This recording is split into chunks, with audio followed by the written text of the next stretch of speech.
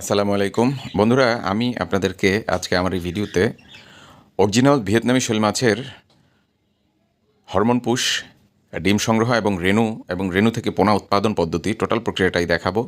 দয়া করে আপনারা আমার পুরো ভিডিওটা দেখবেন। বন্ধুরা, আপনারা স্ক্রিনে যে মাছগুলি দেখতে পাচ্ছেন এগুলি সবই হচ্ছে অরিজিনাল ভিয়েতনামি শোল মাছ। আপনার ট্যাঙ্কিতে ক্যামেরায় হয়তো ছোটো দেখা যাচ্ছে, কিন্তু সবগুলি মাছই অত্যন্ত বড় বড় মাছ, ব্রুড মাছ। এই মাছগুলি থেকেই মূলত ডিম সংগ্রহ করা হবে এবং ডিম থেকে বিশেষ প্রক্রিয়ার মাধ্যমে রেণুপোনা উৎপাদন করা হবে। যাই হোক বন্ধুরা, টাঙ্কি থেকে এই মাছগুলিকে, শোল মাছগুলিকে ধরে ড্রামের মধ্যে রাখা হয়েছে এবং ড্রাম থেকে দেখে বেছে বেছে ভালো মানের, উৎকৃষ্ট মানের মাছগুলিকেই আপনার রেণু উৎপাদনের জন্য নির্বাচন করা হয়। এবং প্রতিটি মাছকেই হরমোন পুশ করার পূর্বে ওয়েট নিয়ে নেওয়া হয়, কারণ মাছের শরীরের ওজনের অনুপাতেই কিন্তু হরমোনের ডোজটা নির্ধারণ করা হয়ে থাকে। দেখেন, অত্যন্ত দক্ষতার সাথে সুনিপুণভাবে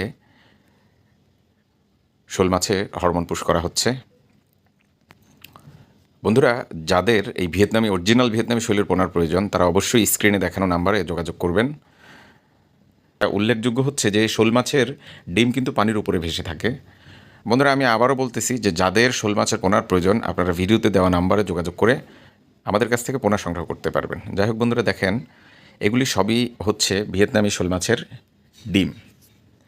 এই যে ট্যাঙ্কির মধ্যে রাখা হয়েছিল বক্সের মধ্যে, সে বক্সের মধ্যেই আপনার শোল মাছগুলি ডিম ছেড়েছে। এবং আপনারা যে দেখতে পাচ্ছেন এই লক্ষ লক্ষ ডিম, এগুলি সবই হচ্ছে মূলত ভিয়েতনামি শোলের ডিম।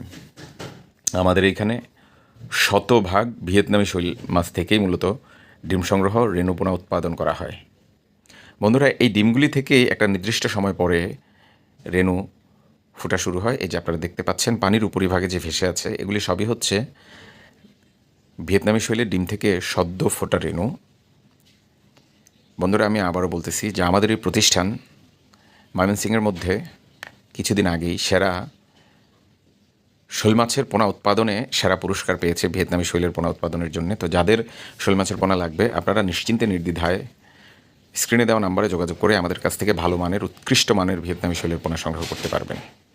যাক বন্ধুরা, দেখেন এই যে এগুলি সবই হচ্ছে ভিয়েতনামি শোল মাছের রেণু, 2 দিন বয়সী রেণু। পানির উপরিভাগে এই যে পোকার মতো ভেসে আছে, নড়াচড়া করতেছে, এগুলি সবই কিন্তু ভিয়েতনামি শোল মাছের রেণু। আর এই রেণুগুলিকেই কিন্তু আপনার পুকুরে ছেড়ে দেওয়া হবে।